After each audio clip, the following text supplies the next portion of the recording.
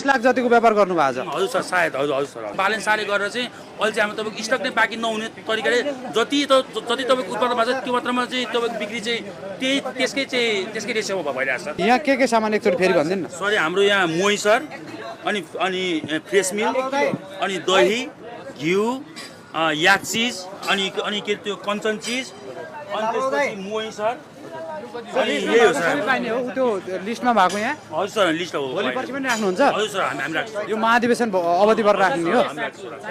कस्तो भइरहेछ व्यापार?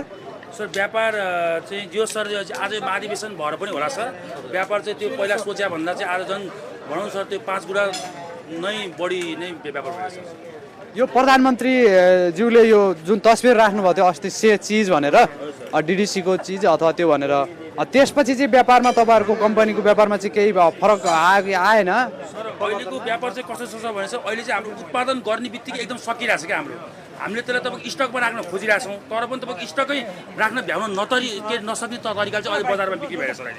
अहिले चाहिँ एकदम तपाईँको त्यो पहिला चाहिँ धेरै नै स्टकहरू बाँकी रहन्थ्यो र अहिले चाहिँ हाम्रो बालेन साले गरेर चाहिँ अहिले चाहिँ हाम्रो तपाईँको स्टक नै बाँकी नहुने तरिकाले जति तपाईँको उत्पादन भएको छ त्यो मात्रामा चाहिँ तपाईँको बिक्री चाहिँ त्यसकै रेसियोमा भइरहेको छ। आम्दानी लगभग कति गर्नुभयो आज लगभग भन्न सक्नुहुन्छ अनुमानित?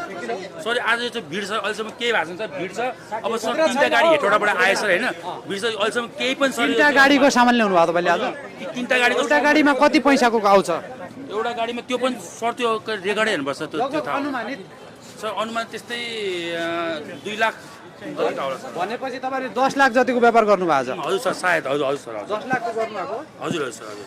अनि यहाँ के सामान एकचोटि फेरि भनिदिनु न। सरी हाम्रो यहाँ मोही सर अनि फ्रेस मिल्क अनि दही घिउ याक चिज अनि के त्यो कञ्चन चिज अनि त्यसपछि मोही सर अनि यही हो सर। पाइने हो त्यो लिस्टमा भएको यहाँ? हजुर सर लिस्ट हो। भोलि पर्सि पनि राख्नुहुन्छ? हजुर सर हामी राख्छौँ। यो महाधिवेशन अवधिभर राख्ने हो।